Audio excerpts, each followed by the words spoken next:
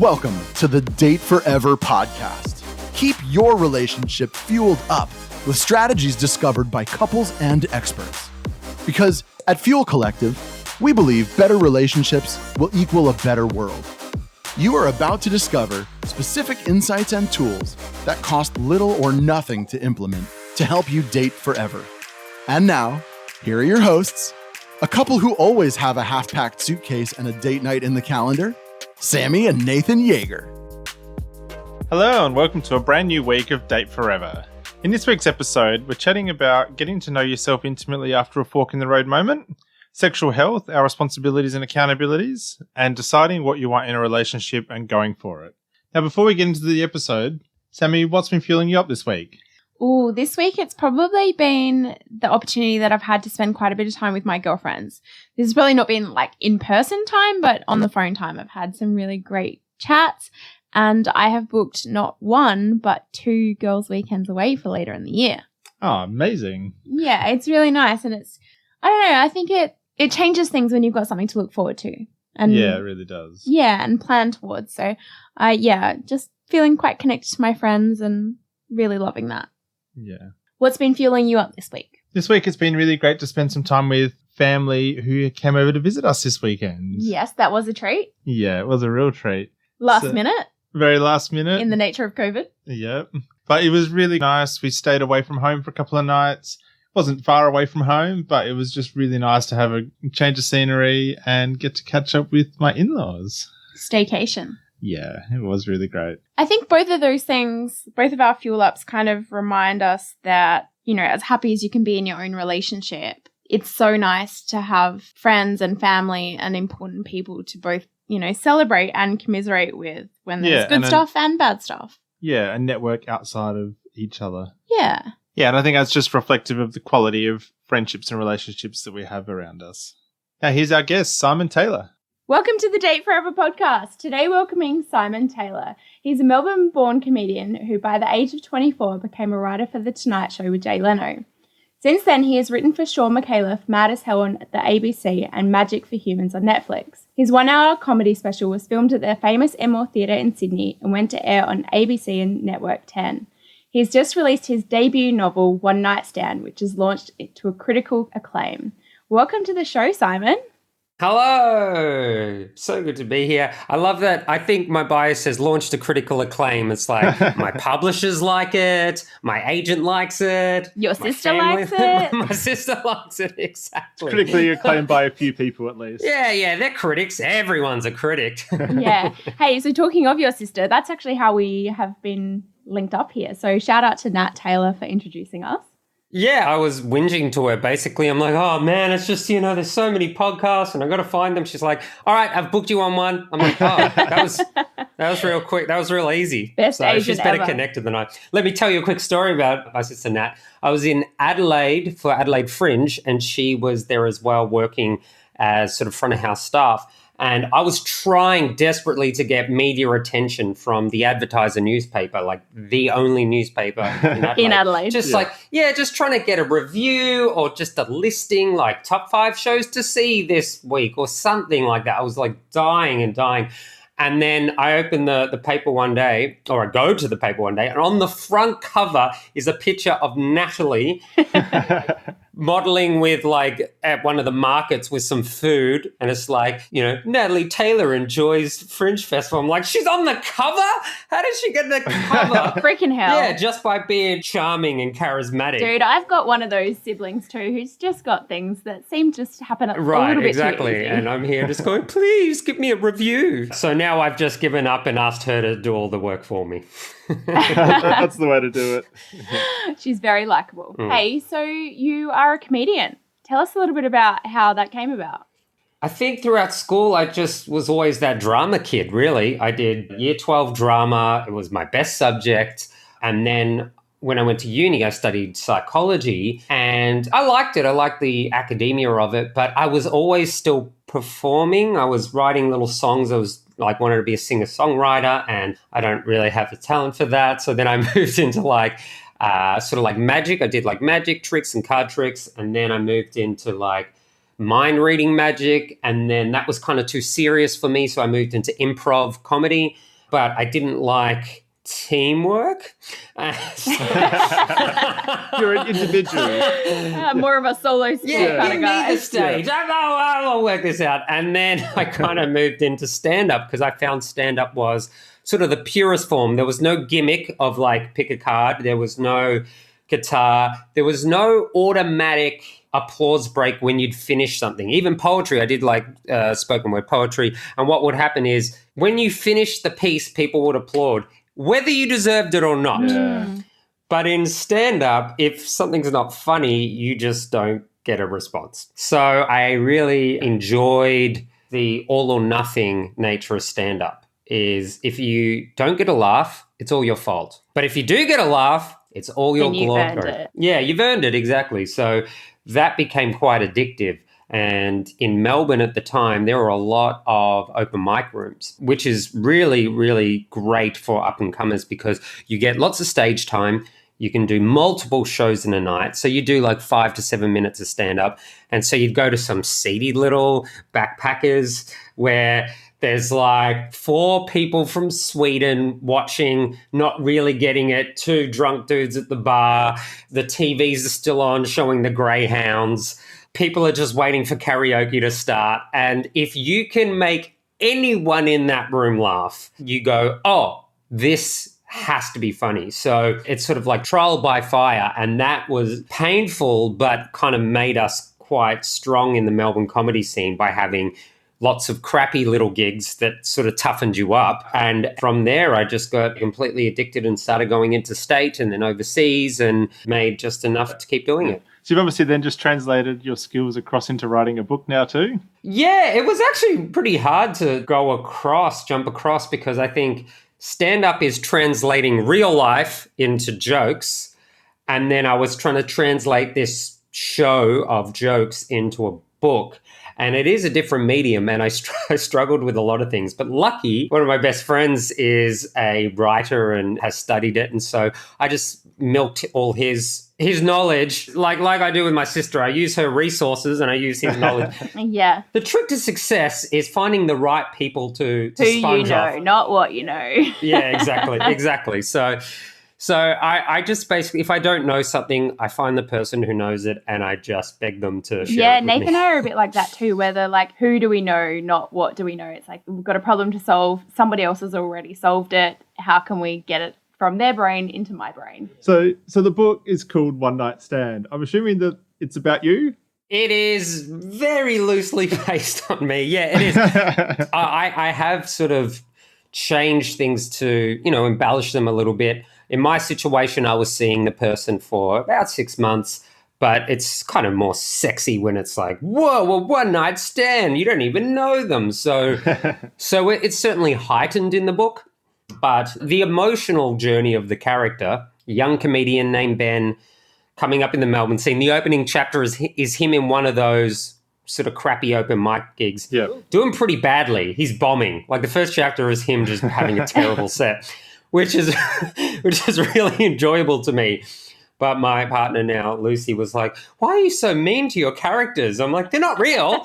He's not real. You're allowed to torture, fake people. So, yeah, it was based on all these experiences I had and the emotional experience of having a one-night stand, being told you're going to be a father, and then trying to determine what your responsibility is in that situation and the right thing to do. So I let that story play out pretty closely to what happened.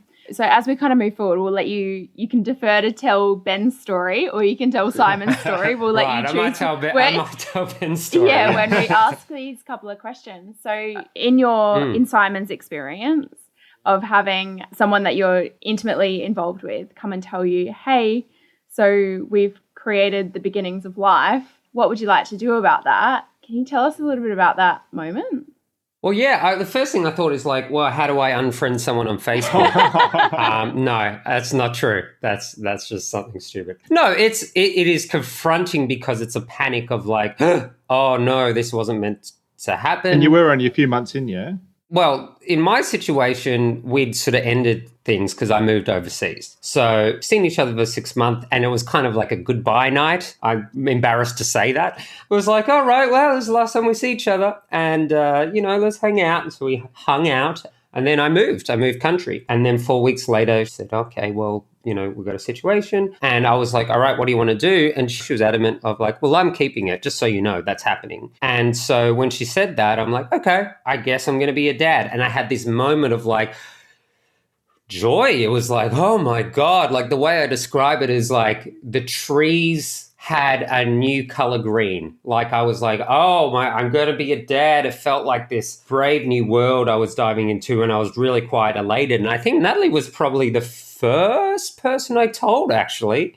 I think I told my sister Nat, and she was like, lol. And then she was like, I'm going to be an auntie. Shit. Yeah, no, she was like, I'm going to be an auntie. She actually was really supportive. She's like, it's great. That's great. That's fine. Like, it's not ideal, but we're going to support you. And so I was genuinely excited. And then there was some confusion with the ultrasounds. And something that the character learns in the book, because I learned it in real life, is that pregnancies aren't dated from conception. So let's just say a woman is 6 weeks pregnant. The question is, well, when did the deed happen? When did she get pregnant? And many people say, well, 6 weeks ago if she's 6 weeks pregnant. But that's not actually how it's dated. When a woman's found to be pregnant, the doctor says, when was your last period? And she says, oh, my last period was 6 weeks ago. And the doctor says, well, you're 6 weeks pregnant. So pregnancy starts from the period, and then it's however many days until you ovulate, which could be 11, could be 22. The average is 14. So you've had 2 weeks, and then 4 weeks later, you do the test and realize you're pregnant, and you're told you're 6 weeks pregnant.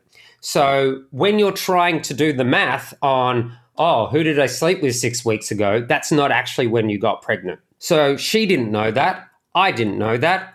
The ultrasound sonographer didn't explain that. So we were in this whole, well, hold on, is it me now? Because she found out there was a possibility another guy she was with after me could be the father. So then what transpired was 9 months of trying to work out if it was me or the other dude. And doctors essentially just said, well, you got to wait for a paternity test. And you don't want to do a prenatal paternity test if you're worried about miscarriage, because there's a risk of that. So it was me for 9 months going, do I move back to Australia or do I get involved if it's not my kid? Because imagine I move back, I support her, I kindle a relationship with her, I get close, and then I find out it's not my kid. Kind of how dare I take the place of that other father who would want to be with their, like, that's not ideal. So then she wanted support. And I wanted to give her support. And for a few months, it was very tricky because we were trying to look out for each other without hurting each other.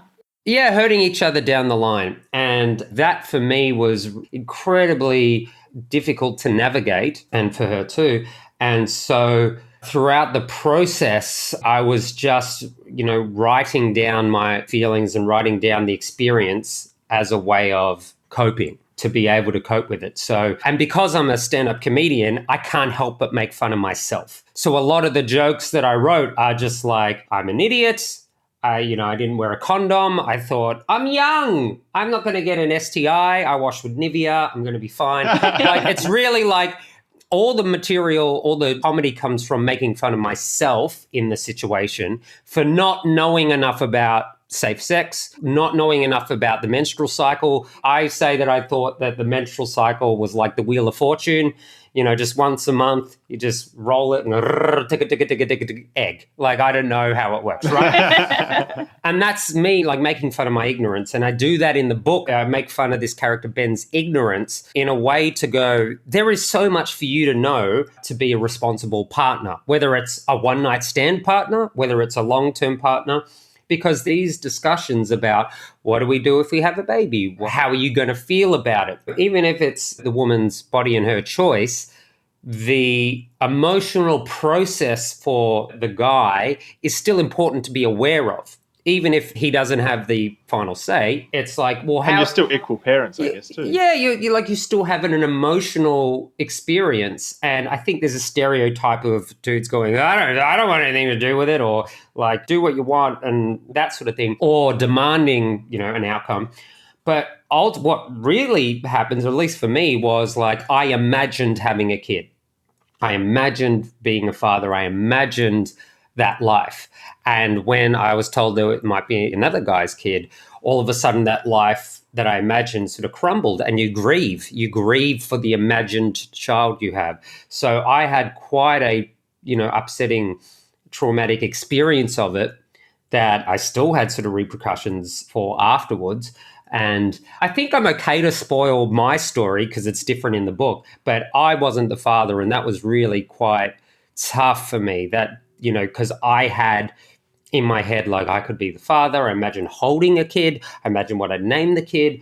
I knew the gender. I had a clear vision. And when that was sort of lost, I had a grieving process. And I don't know what it's like for a woman to miscarriage or have a stillbirth, but I know my experience was really tough. And I just want to express my sense of loss, which I do for the character as well in the book. Wow, Simon, what a roller coaster period of time that must have been.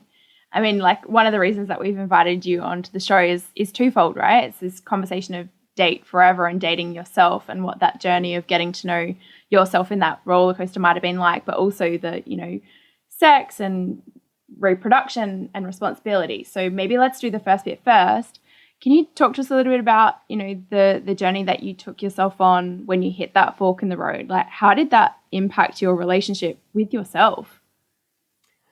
Well, yeah, so my, relationship with myself was quite a career-driven one. I'd moved to New York to do comedy. Everything that I did was to invest time and money into career. How do I get better at comedy? How do I make more connections? That sort of thing. And so when this idea that I might be a dad came up, all of a sudden my priorities changed, because the discussion I had with the mother was, she says, look, I'm having the kid. You don't have to be part of it. And I said, no, well, that's not an option either. Just like you won't, get rid of the fetus, I'm not going to give up on the kid either. I don't want the kid growing up thinking, where's dad, right? So she had her values, which I respect. And I said, you've got to respect my values of, I'm going to be there in whatever capacity I can be. And that's just my personality. I have that caregiving instinct, I guess. So because that was sort of dormant in me and it had woken, it really fractured my decision-making in terms of, where are my priorities? Do I continue my career, like hold on to the career in some way? Like, I'll just keep trying to I'll stay in New York as long as I can and I'll do or do I just go, hey, it's fine. If it works out in the career, it's going to be okay. But priority number one is your kid. So that was sort of like a storm going on. And it was just compounded by confusion when there was potentially another father, because I was ready to come back, but then it was, do I come back or not? So ultimately, it was a huge priority shift. And then what unfortunately happened to me was I became obsessed with trying to work out paternity before the paternity test was possible. I researched everything. I looked at like meta-analyses on scientific journals of how accurate ultrasound pregnancy dating was. Like, I worked out to like how many days. I went down the rabbit hole because doctors wouldn't help me with a guess. Doctors would just say, you got to wait for a paternity guess, because doctors don't want to guess. They don't want to tell you, right? Well, they don't want to be liable. Yeah, exactly. They don't want to guess based on partial information only, because they're getting third-hand info. They're getting info from someone who slept with someone who's now asking you, but with a few, like, they don't actually know all the details. I couldn't get answers there. So I would just do research myself. Basically, and forums are the worst. Oh my goodness. Forums are just anecdotes of people. This happened to my friend's sister's brother's neighbor. Yeah, that sort of stuff. But like, we were all just hopeless on those forums, like either reading through them or posting on them. As I said, because pregnancies aren't dated from conception, some people don't know that. Many people don't know that, really. And so there's some women on these forums going, the doctor says I'm 8 weeks pregnant, but my partner was away 8 weeks ago. Who got me pregnant? And it's just... And it was just sad that it's like, hold on, how is that not communicated? Yeah. I never learned that in sex ed. That's not until you're deep diving into actual pregnancy. I think young boys, or even at school, will say, why do I need to know about periods? And it's like, it's everyone's responsibility if you're engaging in sex to know all the repercussions, all the ramifications, all the possibilities so that you can make informed decisions when the time comes. Part of the process of my relationship with myself was I obsessed over getting an answer so I could get on with my life because I felt like my life was stagnating. Limbo land. Yeah, basically 9 months of limbo. And I looked at every single option possible. I weighed up every option. I was calculating my odds. I worked out, odds of the pill failing based on what day this, like crazy, ridiculous obsession stuff. And even with all that calculation on the day of the paternity test results, I still thought, who knows? It's 50-50. So having life on pause was tough because I didn't know what to commit to, career or fatherhood, because I didn't have an answer. So I was trying to work out the direction to go. So what would you say is the biggest thing you learned about yourself in that experience? I learned that I really want kids. I really want to be a dad. I learned that I would drop a career for kids. I probably wouldn't have said that before this experience.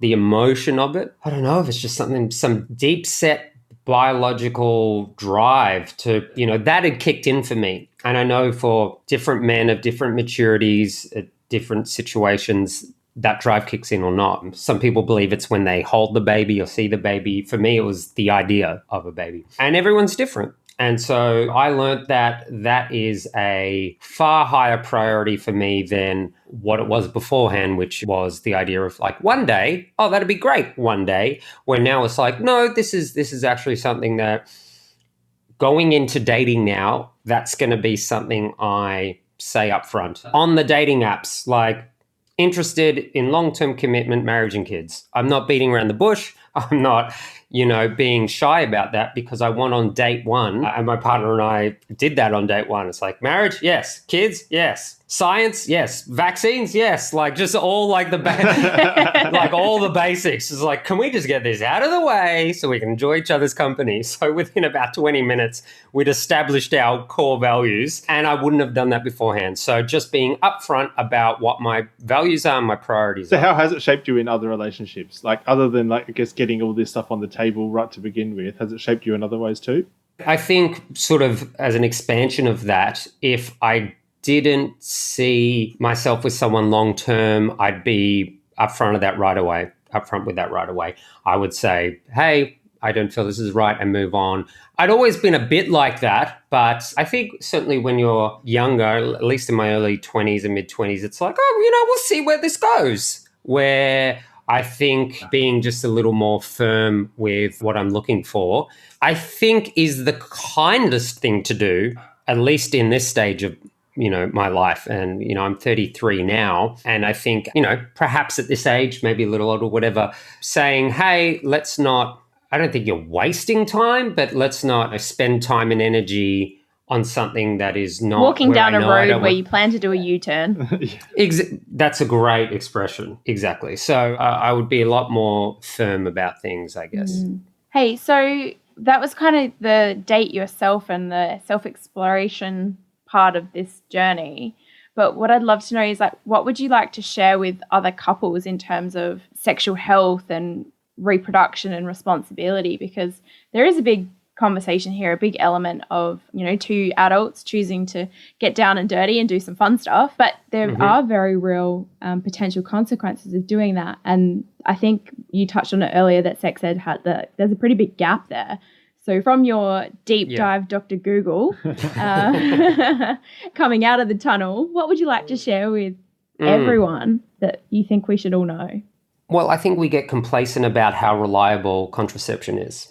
I think some guys' attitude is, I wore a condom, can't be me, can't get someone pregnant because I wore a condom, full stop. That's not true. Condoms have a failure rate of like 2% if you use them correctly and nothing goes wrong, right? But they actually have a 16% failure rate if you mess something up. Like, for example, you got to ask questions like, did you open the packet with your teeth? Because you can puncture it.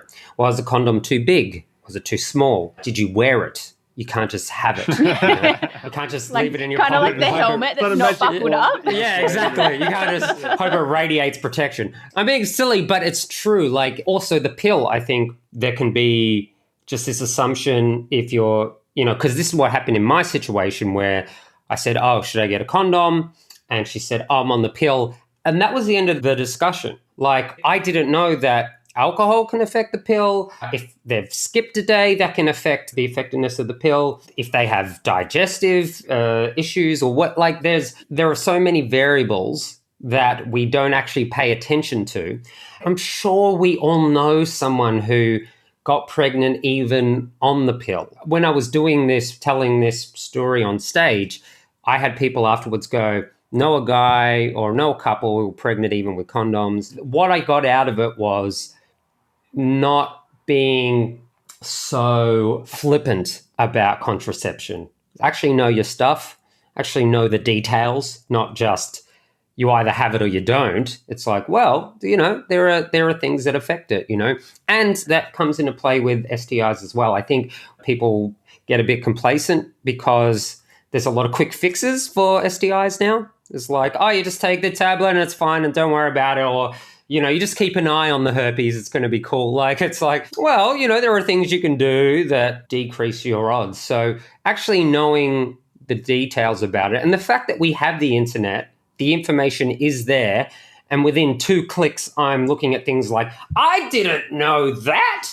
It's like, it's right there. The information's right there. So just being a little more active in knowing what your partner's contraception method is and being a little more involved in understanding what that means. Your partner can forget the pill one day and understanding, oh, okay, well, that might increase our odds. Should we go get the morning after pill? How do you feel? The details of contraception, that's one thing. And the other one is just semi-regularly, every few months, just bringing up the idea of what if you were pregnant, how do you feel? What would you do? Because that can change as well. And just assuming how the other person's going to react is a problem. Also, assuming they know how they're going to react is the same as well, because it's so emotional. I probably thought at the peak of attempting to make my career work, I'd be like, no, I can't have a kid right now. But as soon as I was told, I think you're the father, I was like, fuck the career. This feels right.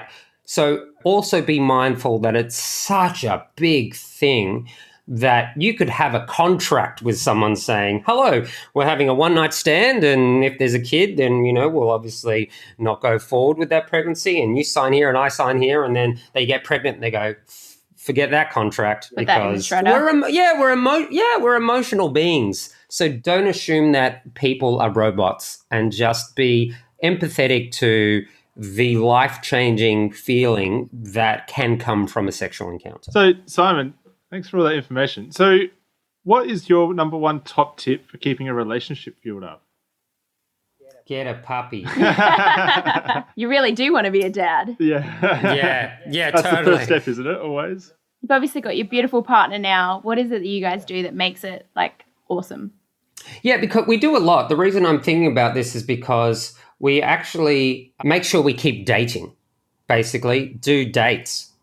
Because especially during lockdown in Melbourne, we couldn't go further than 5 kilometres of our house. And so we had to get creative. So what we did was we would have virtual holidays where we, put nice clothes on. Like we went to Morocco, and she wore a sun hat and a nice floral dress, and I wore a nice collared shirt, and we had Moroccan food, and we watched a traveling doco, and we just had a novel experience that we could share together. So the number one thing for us is this idea of sharing new experiences.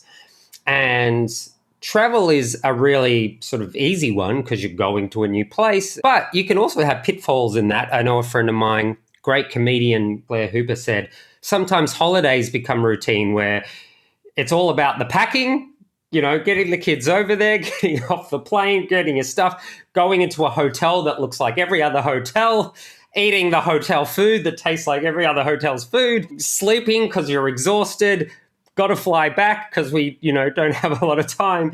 You didn't actually have a novel experience.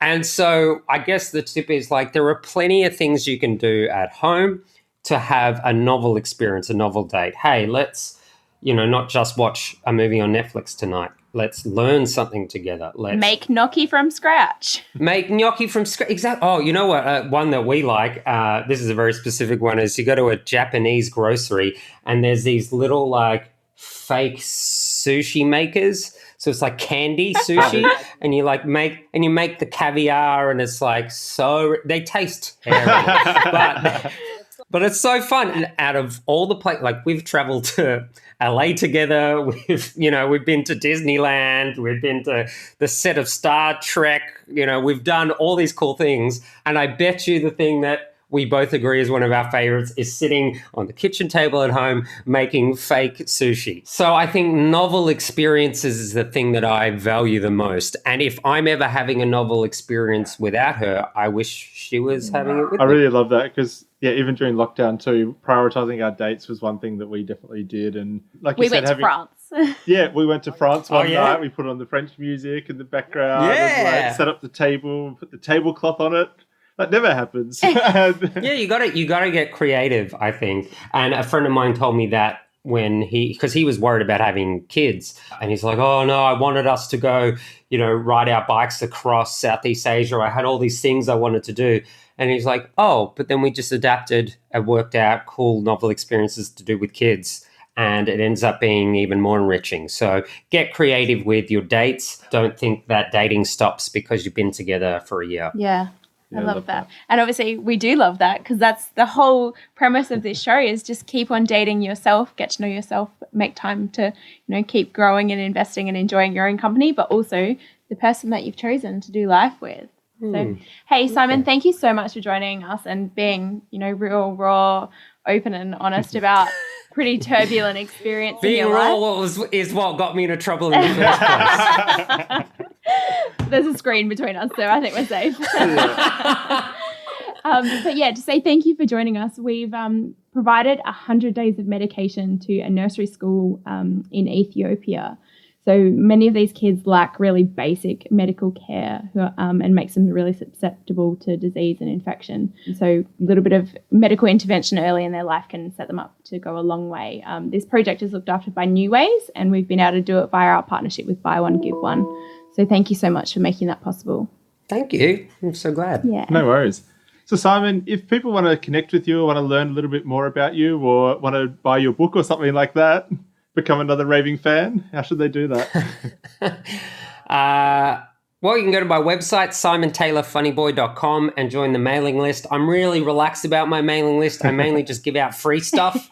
Great mailing list to be on. I try not to be sort of annoying business. I actually here's our COVID safe plan. Yeah, exactly.